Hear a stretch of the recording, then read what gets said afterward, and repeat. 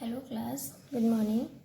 So as I told you in our last lecture that we have completed till chapter 5 and 6 from statistics. Now we are starting our again first book, that is Introductory Microeconomics. We have completed till chapter 3 in our previous lectures. Now we are starting chapter 4, Theory of Demand, lecture 1 from this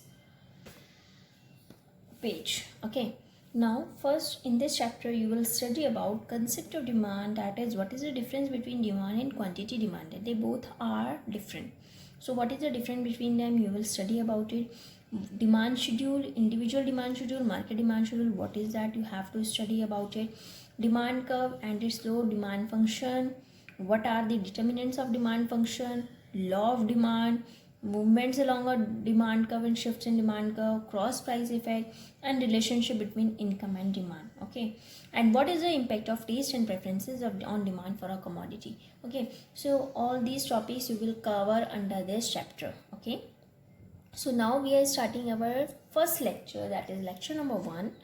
So in this lecture we will study, first you have to study that concept of demand. What is concept of demand? Demand, ठीक है, हमें पता है कि भाई demand है, demand होता क्या है, what is the concept of it, so we will study about it.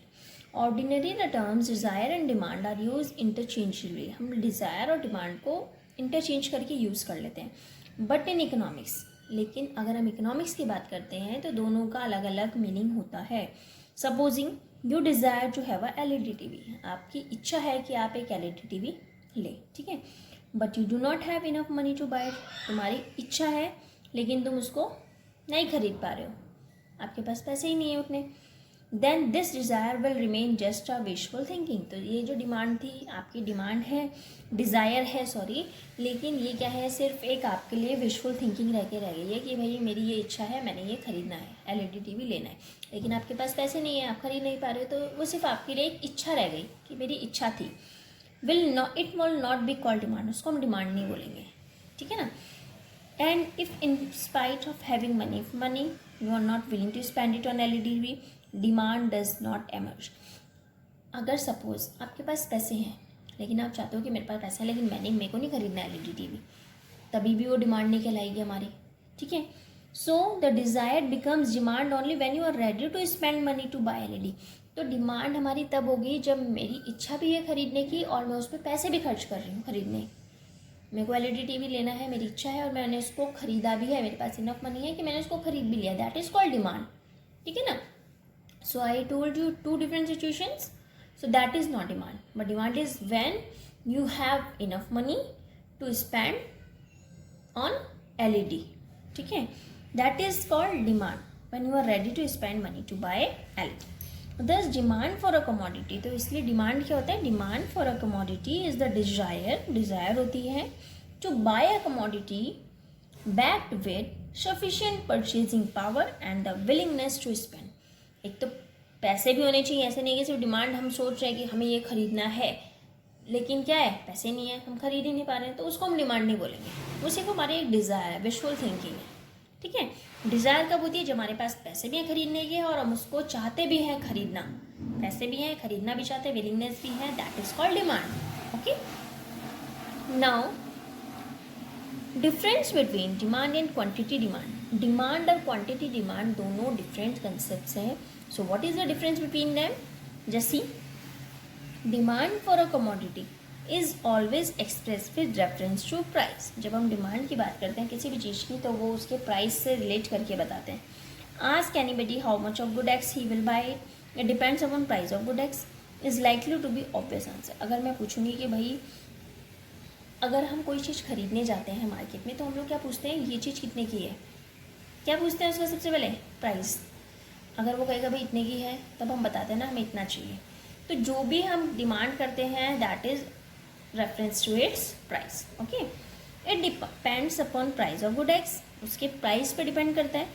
Eight higher price quantity demanded will be low. अगर हाई प्राइस होता है तो हमारी जो क्वांटिटी डिमांडेड होती है वो कम हो जाती है. अगर किसी चीज़ के प्राइस ज़्यादा लगेंगे हमें, तो हम उस चीज़ को क्या करेंगे, कम लेंगे और दूसरी चीज़ खरीद लेंगे, ठीक है ना. And at lower price quantity, अगर कम प्राइस होगा तो उस चीज़ के डिमांड ज़्यादा बढ़ जाती है, ठीक है.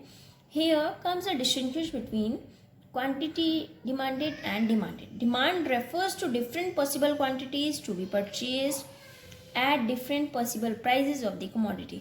On the other hand quantity demanded एक स्पेसिफिक क्वांटिटी होती है कि आपने जो प्राइस था उसी कमोडिटी के अगेंस्ट आपने कितनी कमोडिटी खरीदी, ठीक है ना, स्पेसिफिक क्वांटिटी है.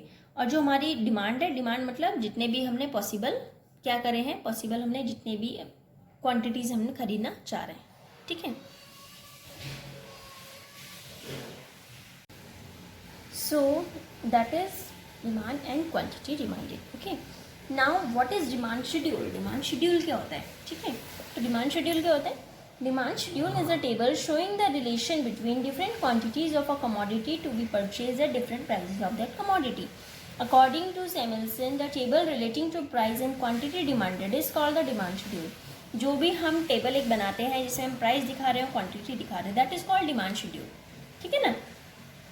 सो फर्स्ट डिमांड शेड्यूल को भी टू टाइप्स में डिवाइड किया है, इंडिविजुअल डिमांड शेड्यूल और मार्केट डिमांड शेड्यूल. अगर हम एक बंदे की बात करें, एक पर्सन की बात करें, दैट इज कॉल्ड इंडिविजुअल. लेकिन अगर हम पूरे मार्केट में बात कर रहे हैं, that is called market demand schedule. Okay, so individual demand schedule, it is a table showing different quantities of a commodity that one particular buyer in the market is ready to buy at different possible prices of the commodity, ठीक है ना. जैसे individual demand schedule का एक देखो यहाँ पे मैंने टेबल बना रखा है, that is price and this is quantity. This is price of good X and this is quantity demanded of good X. If price is 1, then quantity demanded is 4. If price is increasing and it becomes 2, so quantity demanded will decrease. If price will 3, then quantity demanded will also decrease, that is 2. If it will increase, then it will decrease. देखो जब price ₹1 का कोई सामान मिल रहा है तो हम चार चीज़ें खरीद रहे हैं. ₹2 का सामान है, that we are demanded 3 quantity. If price is 3, then we are demanded 2 quantity. If price is 4, then we are demanding 1 quantity. Okay, so this is an individual demand schedule. जब किसी चीज़ का प्राइस बढ़ रहा है तो हमारी डिमांड कम हो जाती है, ठीक है. Now next one is market demand schedule. So come to the market demand schedule, that is this is here. It is a table showing different quantities of a commodity. All the buyers in individual, only one buyer. Here is all the buyers in the market are ready to buy at different possible prices of the commodity at a point of time. Market demand schedule. This is price, this is quantity, this is price, this is quantity, this is quantity. देखो price हमें given है, ये consumer A है, consumer B, दो तरह के हमारे consumers हैं सपोज मार्केट में, और मार्केट डिमांड कैसे निकलेगी, दोनों को प्लस करके, ठीक है ना. This is individual, this is individual. When we have to calculate market, so you have to add up. Price is 1, quantity is 4. Second वाले की 5. If price is 2, quantity is 3, quantity is 4. दोनों अलग अलग consumers हैं, consumers की अलग अलग demand दिखा रखी है यहाँ पे कि अगर प्राइस ₹1 है तो कंज्यूमर ए ने 4 खरीदे और कंज्यूमर बी ने 5 खरीदे. अगर प्राइस 2 है तो कंज्यूमर ए ने 3 खरीदे और कंज्यूमर बी ने 4 खरीदे, ठीक है. प्राइस 3 है तो कंज्यूमर ए ने 2 खरीदे और कंज्यूमर बी ने 3 खरीदे. तो इस तरीके से दिखा रखा है. And you have to calculate market demand, so you have to add up, that is 4 + 5 9, 3 + 4 7, 2 + 3 5 and 1 + 2 3. Okay, so this is your market demand. Now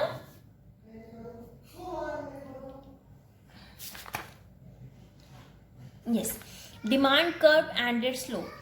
देखो डिमांड कर्व क्या होता है, ये तो था टेबल को हम शेड्यूल बोलते हैं जब एक टेबल के फॉर्म में हम शो करते हैं.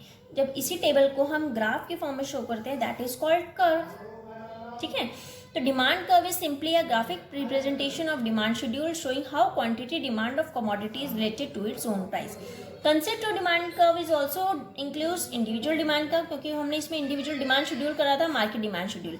सो individual demand curve and market demand curve. Okay,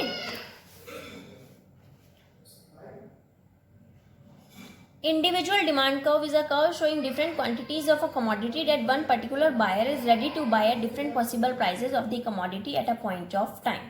ठीक है, जो हम कर्व है, सेम डेफिनेशन है लेकिन इसमें क्या था, टेबल था, यहाँ पे क्या है, कर्व है. ये दोनों में डिफरेंस है. सेम मार्केट डिमांड कर्व का क्या है, इट इज अ कर्व, ये भी कर्व है जिसमें जो हम डिमांड शेड्यूल का जब हम कर्व के फॉर्म में शो करते हैं, that is called market demand curve. Okay, slope of demand curve का स्लोप कैसा होता है. देखो स्लोप ऑफ डिमांड कर्व को अगर हमें फाइंड करना है, you have to find out slope of demand curve. So how will you find it, -Δp/Δq, minus delta P मतलब change in price upon change in quantity. It shows the ratios between change in price corresponding to a unit change in quantity demanded of a commodity. Negative sign, this negative sign indicates the inverse relationship between price and quantity demanded of a commodity. ये जो negative sign है इसका मतलब inverse relationship है दोनों में, price में और क्वांटिटी. इन्वर्स रिलेशनशिप क्या होती है? If suppose price is increasing, this is called inverse relationship. Price is increasing, then demand will decreases. If price will decreasing, then demand will increases. This is called inverse, जब opposite में होते हैं. ठीक है, इसको हम इन्वर्स रिलेशनशिप बोलते हैं कि प्राइस इंक्रीज हुआ तो डिमांड कम हो गई, प्राइस डिक्रीज हुआ तो डिमांड ज़्यादा हो गई. ठीक है, ये नेगेटिव रिलेशनशिप इसलिए बोलते हैं, इसीलिए यहाँ पे नेगेटिव साइन है. ठीक है, तो ये हमारा है demand curve and slope of demand curve. So after this we will start our new topic of this chapter, that is demand function and determinants of demand. Thank you.